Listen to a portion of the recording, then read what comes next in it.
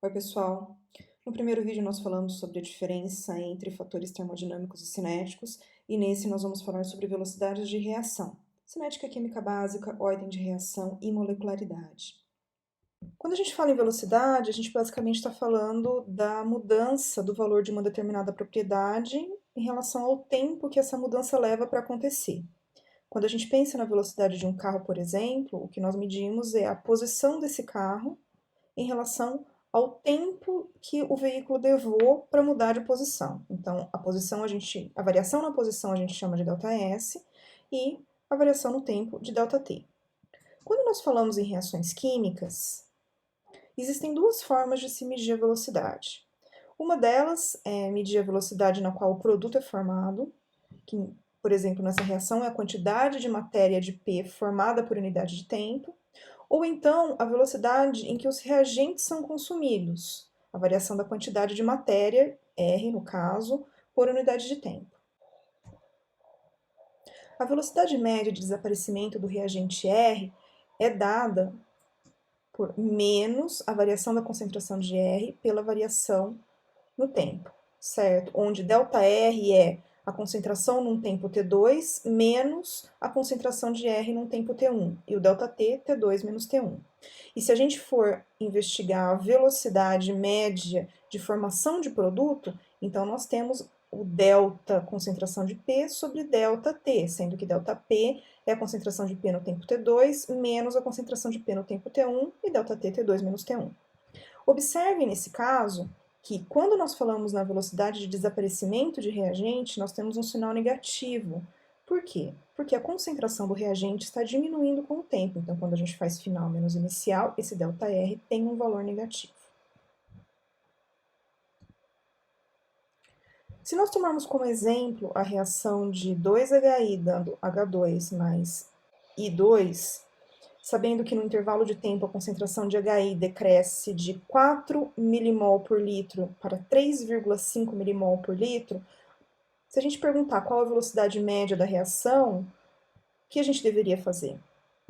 Bom, a velocidade média de desaparecimento de HI vai ser igual ao delta, ou seja, a variação da concentração de HI em um determinado intervalo de tempo. A gente tem um intervalo de tempo que foi dado no enunciado, que é 100 segundos, e a variação da concentração, que é final menos inicial, 3,5 menos 4.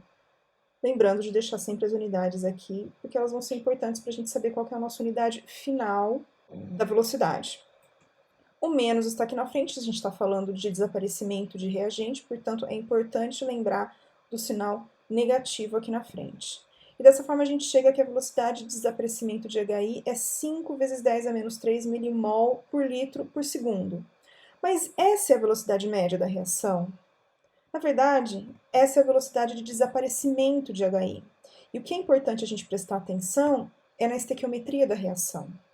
Vejam que nessa reação nós temos duas moléculas de HI reagindo. Então, a velocidade da reação precisa levar em conta essa estequiometria. A velocidade da reação ela vai ser menos 1 sobre 2 o delta da concentração de HI ΔT, igual a delta H2 sobre ΔT, que também é igual a delta I2 sobre ΔT. Certo? Então, sempre que a gente tiver um coeficiente estequiométrico, ele precisa ser levado em consideração. Por quê? A velocidade de desaparecimento de HI é 2 vezes maior que a velocidade de formação de hidrogênio ou a velocidade de formação de iodo. Então, no segundo exemplo, H2 mais 2ICl dando I2 mais 2HCl, a gente tem que a velocidade da reação vai ser menos delta da concentração de hidrogênio sobre ΔT, que é igual também a menos meio do delta ICl ΔT, igual a delta I2 ΔT, igual a meio delta HCl ΔT, certo? Então, o coeficiente estequiométrico, ele é levado em consideração. Por quê? Uma coisa é falarmos na velocidade de desaparecimento de um determinado reagente ou da formação de um determinado produto. E outra coisa é falar em velocidade de reação. Então, numa reação Azinho A mais Bzinho B dando Czinho C mais Dzinho D, a gente tem que a velocidade da reação vai ser menos 1 sobre A, delta, concentração de A, delta T, que é igual a menos 1 sobre B, delta, concentração de B, delta T, que é igual a 1 sobre C, delta, concentração de C, delta T, que é igual a 1 sobre D, delta, concentração de D, delta T. E dessa forma a gente consegue generalizar a equação de velocidade, ou como a velocidade varia de uma determinada reação. Mas até então nós estamos falando em velocidade média de reação, nós estamos lidando com delta de concentração, que pode ser a concentração final menos a concentração inicial. Contudo, a gente sabe que a velocidade de reação varia ao longo do tempo, dependendo da concentração dos reagentes e produtos. Então, se nós tivermos um gráfico de concentração, e aqui nós temos em vermelho a variação da concentração dos reagentes, e em azul a variação da concentração dos produtos, se a gente tiver o gráfico de concentração por tempo, a gente vê que ele tem um perfil exponencial, com um decaimento ou então até chegar à estabilidade, ou então uma formação mais rápida até chegar à estabilidade da concentração de produtos, certo? Então, nessa reação de A, R dando B, P, a gente sabe que a velocidade média, o que a gente acabou de ver, é menos 1 sobre A, delta R, delta T, igual a 1 sobre B, delta P, delta T, velocidade média. Só que a gente pode estar falando desse ponto menos esse ponto, ou seja, o ponto final menos o ponto inicial. E existe um outro tipo de velocidade que acaba sendo muito mais útil muitas vezes, que nós chamamos de velocidade instantânea. A velocidade instantânea, na verdade, é a derivada em um determinado ponto dessa curva. Então, a velocidade vai ser menos 1 sobre a dr, ou seja, a derivada da concentração do reagente R sobre T, né, em função de T, igual a 1 sobre B dp dt, certo? Isso significa traçar uma tangente num determinado ponto e determinar a variação dessas variáveis nesse ponto. Um momento especial que nós determinamos a velocidade instantânea é o momento inicial da reação. E essa velocidade instantânea no ponto inicial da reação é chamado de velocidade inicial. É uma velocidade importante porque é um momento onde nós temos a certeza do tempo zero e da concentração inicial de reagentes. Numa determinada reação, se nós tivermos uma tabela da variação da concentração do reagente em função do tempo, é possível determinar a velocidade média para cada um dos intervalos. Mas se vocês observarem, vocês vão ver que a velocidade média realmente vai diminuindo em função do tempo. Conforme a reação progride, a velocidade média diminui. Certo? Aqui vale lembrar que uma possível unidade para velocidade média é mol por litro por segundo, ou seja, uma unidade de concentração dividido por uma unidade de tempo. Sempre vale a pena prestar atenção em qual é a unidade que se está trabalhando. Certo? Nesse caso, nós temos concentração em mol por litro e tempo em segundos, portanto, a nossa velocidade média é dada em mol por litro por segundo. Uma outra possibilidade é fazer um gráfico com esses dados de concentração em função do tempo e, a partir do gráfico, determinar a velocidade instantânea em qualquer ponto. Tá? Então, nós temos a velocidade instantânea no tempo inicial, a velocidade inicial da reação, a tangente nesse ponto zero, e nós podemos determinar a velocidade instantânea em qualquer outro ponto aqui no ponto 600 segundos. A gente tem a tangente mostrada aqui e a gente vê como determinar a velocidade instantânea aí. Então, a velocidade instantânea vai dar pela derivada da curva no ponto que a gente quer saber qual é a velocidade. Em resumo, com os dados de variação de concentração por tempo, nós podemos calcular a velocidade média em termos do desaparecimento do reagente, mas a gente vê que a velocidade diminui em função do tempo. Ou nós podemos representar essa concentração, essa variação da concentração de reagente em função do tempo e determinar a velocidade instantânea pela derivada ou a tangente da curva em qualquer ponto, certo?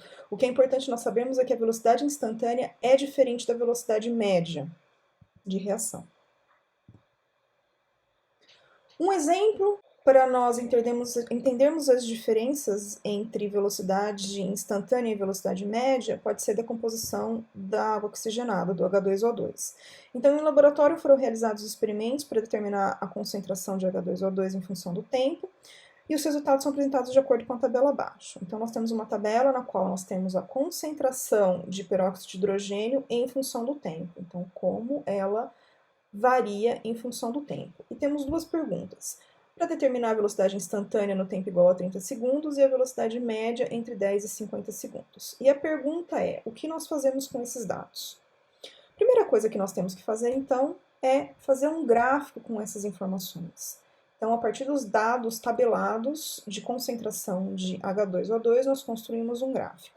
O importante de vocês observarem nesse gráfico é que eu não coloquei pontinhos pequenininhos na posição de cada um desses valores. Eu usei um X grande.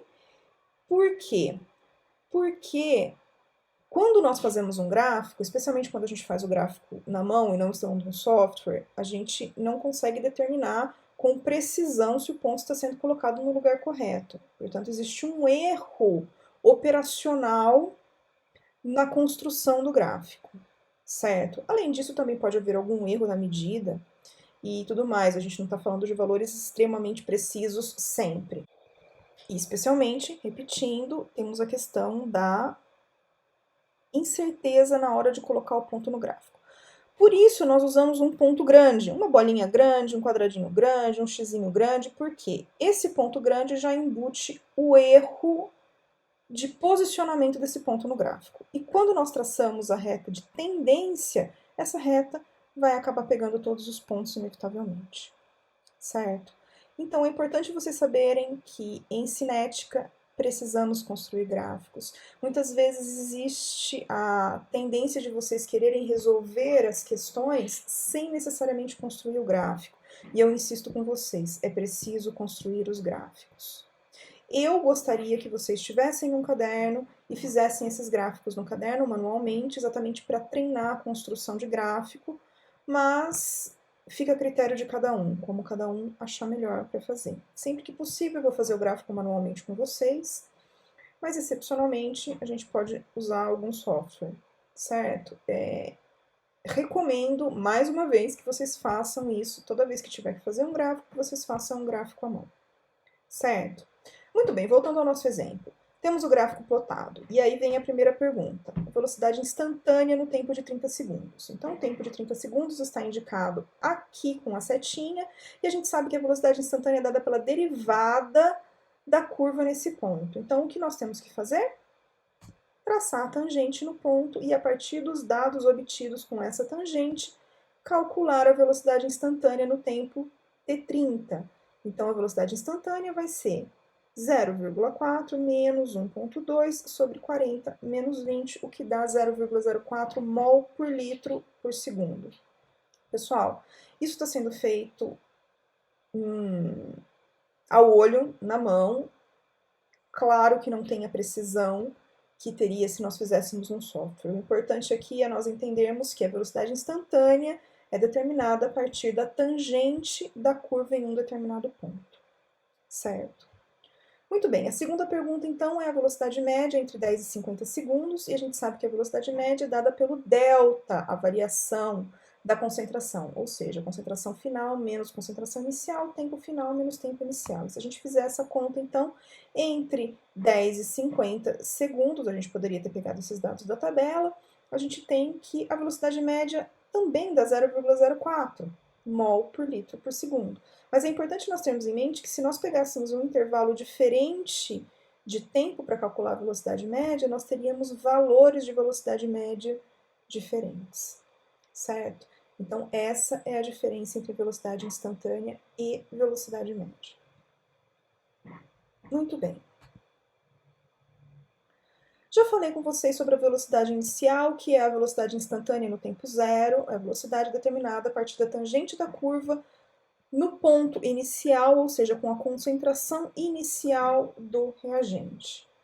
Contudo, o que nós precisamos entender é que essa curva de variação da concentração pelo tempo depende da concentração inicial do reagente. Então, dependendo de qual a concentração que a reação se inicia, nós temos uma curva com perfil diferente, o que também impacta na tangente dessa curva, Então, portanto, a velocidade inicial de uma determinada reação também é dependente da concentração inicial do reagente. Ela é proporcional à concentração inicial do reagente. E é claro, não só a velocidade inicial depende da concentração inicial do reagente, a velocidade da reação também depende da concentração do reagente, certo?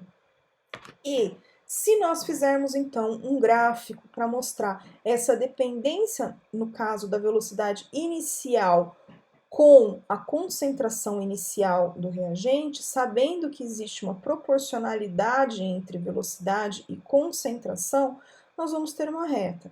Essa proporcionalidade pode ser traduzida na forma de uma constante. Então, se a velocidade é proporcional à concentração de reagente, a velocidade vai ser igual a uma constante vezes a concentração de reagente. E essa constante nós chamamos de K em cinética. Essa constante de velocidade é chamada constante de velocidade da reação, e no caso desse gráfico de velocidade inicial pela concentração, é o coeficiente angular da curva. Nem sempre o gráfico da velocidade inicial pela concentração inicial nos dá uma reta. Às vezes acontece da reta ser obtida a partir da velocidade inicial pela concentração inicial elevado a 2, a 3, a 4, a uma potência. Essa potência, ela precisa ser considerada quando a gente está pensando na nossa equação.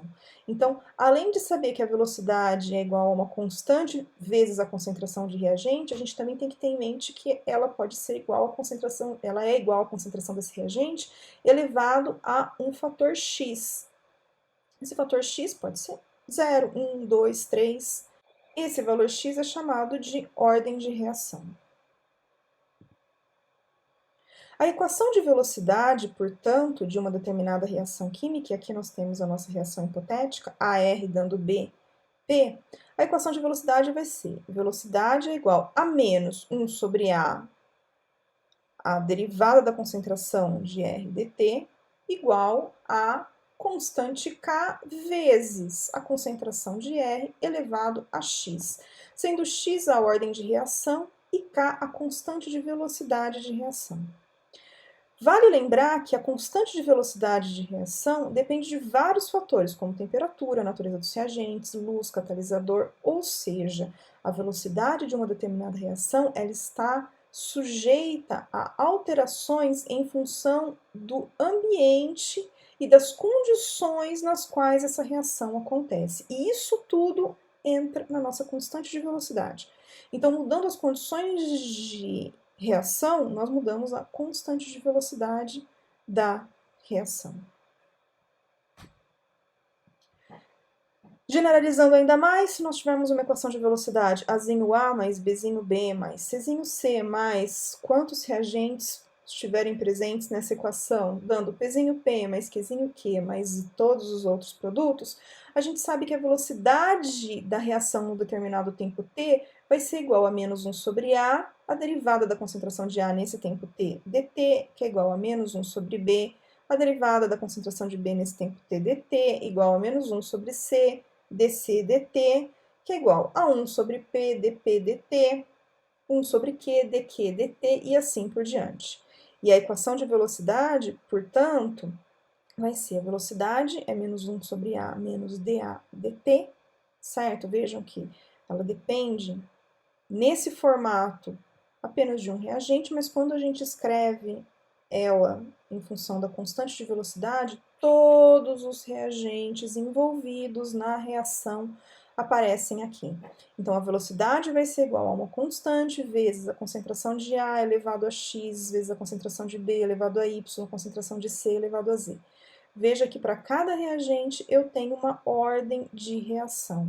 Em reações elementares, essas ordens individuais dos reagentes equivalem aos coeficientes estequiométricos da reação.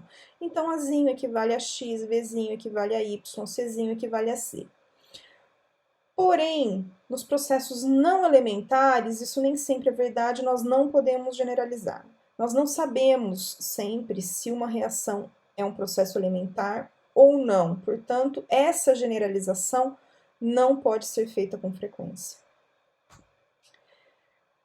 Então, x, y, z são as ordens individuais de reação em relação a cada um dos reagentes. X é a ordem de reação em relação a A, Y é a ordem de reação em relação a B, Z é a ordem de relação em relação a C. E a somatória de X mais Y mais Z mais quantos outras ordens aparecerem, dependendo do número de reagentes, é a ordem da reação como um todo, certo? Essa ordem de reação é uma grandeza experimental porque nós não conhecemos sempre qual a ordem individual para cada um dos reagentes. Para determinação disso tudo, normalmente o que a gente faz é acabar variando a concentração inicial de cada um deles e ver como a velocidade de reação varia em função disso.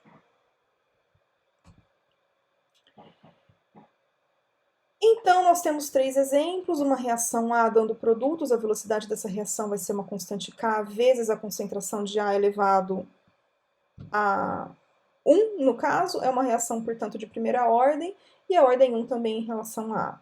Se A mais B dando produtos tem uma equação de velocidade V igual a K, concentração de A vezes concentração de B, a gente tem uma reação de segunda ordem, ou seja, a ordem 1 em relação a A, ordem 1 em relação a B. 1 mais 1, 2, ordem 2 de reação. Se nós temos A dando produtos e a constante de velocidade é V igual a K elevado à concentração de A ao quadrado, também temos uma reação de segunda ordem, também com ordem 2 em relação a A. Certo? Existem também reações de ordem zero, que são reações cuja velocidade não depende da concentração. Nós podemos mudar a concentração inicial de um determinado reagente o quanto quisermos, que a velocidade não vai ser afetada. É uma reação que tem uma velocidade constante até que os reagentes se extinguem e a velocidade cai a zero. Certo? A concentração de reagente ela tem um decaimento linear constante até que chega a zero. Certo? Então, nesse caso, a velocidade da reação é simplesmente igual a uma constante. Molecularidade é outro fator importante em cinética química. Então, nós falamos na outra aula sobre as diferenças entre termodinâmica e cinética, e esse é o gráfico que representa isso muito bem, porque ele mostra a variação da energia entre os dois estados inicial e final. Portanto, nesse caso, a reação de formação de água, H2 mais meio O2 dando H2O, é uma reação espontânea, o ΔG é negativo, a água é um estado mais estável do que hidrogênio mais oxigênio. Contudo, para que a reação aconteça, o caminho de reação, essa reação precisa vencer uma barreira de ativação, ganhando uma energia que nós chamamos de energia de ativação. Vencendo essa barreira de ativação, a reação procede para a formação de água. O topo dessa barreira de ativação é um estado que nós chamamos de complexo ativado, normalmente representado por esse sinalzinho de diferente aqui, certo? E a molecularidade está relacionada ao que acontece nesse estado, no complexo ativado. A molecularidade é o número de espécies que interagem para formar o complexo ativado. Então, se eu tiver uma reação de A dando produtos, a minha molecularidade vai ser 1, porque eu só vou ter uma única espécie, que é a espécie A, formando o complexo ativado. Se eu tiver A mais B e no meu complexo ativado eu tiver duas espécies interagindo, A e B, a minha molecularidade vai ser 2. Se eu tiver A mais B mais C e as três interagirem no meu complexo ativado, eu vou ter uma molecularidade 3. Então, essa é a denominação de molecularidade, certo?